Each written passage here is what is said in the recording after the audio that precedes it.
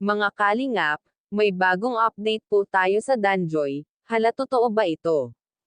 Danjoy nagpakasal na. Ginulat ang lahat, nanay ni Joy umiyak. Yan po ang ating pag-usapan ngayon. Bago po ang lahat, isang magandang araw po sa ating pakiusap po, wag po natin kalimutan na palagi po natin suportahan ang ama ng kalingap na si Val Santos Matubang at ang anak nito na si Kalingap Rab. At ang buong kalingap, pakiusap po kung maari wag po natin skip ang ads, kasi malaking tuling na po yan, lalo na sa mga pinapabahayan ng kalingap, at sa mga beneficiary, para po sa ating mga kababayan na mahihirap. Kaya kung bago ka pa lang sa channel na ito o kaya napadaan lang, pakiusap po patapusin muna ang videong ito, at nang malaman ang nilalaman nito bago po kayo magkomento mga ka-viewers, panoorin po natin ang maikling video na ito. So, yun nga po na, congrats na, tagal na rin natin pinagsamahan natin. Siguro magdadalawang taon na rin. Pero, thank you na kasi subok na talaga ang yung loyalty sa Kalingap. Ganun din si Joy. So, masaya pala kayo na yun, naka-enroll na si Joy. Masaya naman ako. Di ba tanda mo na yun dati, nung muntik na kayong Mahinto siya. Oo, mahinto siya. Mahinto talaga siya noon. Malungkot ka siyang mahinto. Di ba na yun? Ngayon, magka-college na si Joy. Magka-college na siya. Napanood nyo na yung namin, yung pag-enroll. Napanood ko yun. So, ayun na, mga-college na si Joy. Ano yung pagkaramdam? Masaya ako. Ba't po kayo naiiyak? Kung masaya kayo na. Masaya. Pero bago na, kumbaga marami rin nangyari, di ba Nay? Sa loob ng Kalingap community, marami na din nangyari. Ano po na yung masasabi nyo sa mga nangyayari kay Joy? Siyempre, bilang nanay, ngayon lang kita matatanong, may mga nambabash kay Joy. Ano po yung gusto nyo sabihin? Yun na Ito yung nga. time para may pagtanggol nyo naman po. Yun na nga. Masakit para sa akin, pero hindi ko na lang pinabansa. Sabi ko, bahala na yun ako.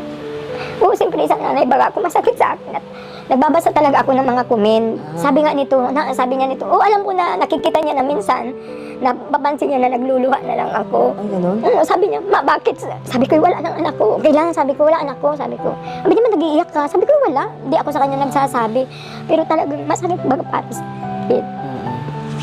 Kaya lang sabi ko sa kanya, huwag ka na akong magbasa. Ako ang may karapatang magbasa, ikaw ay hindi. Sabi ko, kasi kaya naman ako nagbabasa, inisip ko baga, at siyempre gusto ko rin malaman, mamaya meron na palang iniisip na hindi maganda sa anak ko, wala pa akong alam, kaya nagbabasa ako. Natulo man yung luha ko, pero baliwala. Natulo talaga yung luha ko. Kumbaga, tawag dyan, kahit marami na kayo nababasa noon pa man, Noon pa. nananahimik lang talaga. Hindi na. Nung una talagang nasaktan ako, muntik pa nga ako nung ma-hospital kasi hindi na ako nakakatulog. Pero ngayon hindi na. Nagbabasa lang ako. Napatak yung luha ko, pero wala lang. Parang nalipas lang din. Pero ano naman po yung doon, komento about sa mga negative comments about kay Joy? Yung iba ba doon, totoo o yung ano? Ay, wala man. Kaya nga naiyak lang ako kasi ang iniiyak ko bangga, ba't nasasabi nila yun sa anak ko, hindi naman nila kakilala, hindi man nila nakikita. Tsaka hindi ko man tinuruan yung anak ko ng lahat ng sinasabi nila, hindi man.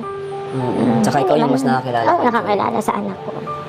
Nabasa man ako, talagang hindi ko mapigilan na hindi pumatak yung luha lang ko. yung kumbaga, paano yung nagagawang kumbaga, hindi pansinin yung mga comments? Ano yung nasa isip niyo? Ano yung nagiging motivation? Hindi, pag halimbawa na nagbabasa ako, nililibang ko lang yung sarili ko sa mga gawaing bahay. Kung ano yung dapat kong pagkalibangan, ginagawa ko para lang makalimutan ko yung mga nababasa ko. And kay Joy, ano man sinasabi mo kay Joy?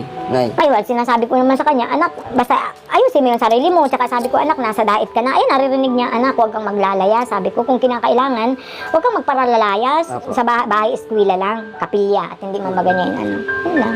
Mag-ingat lang siya.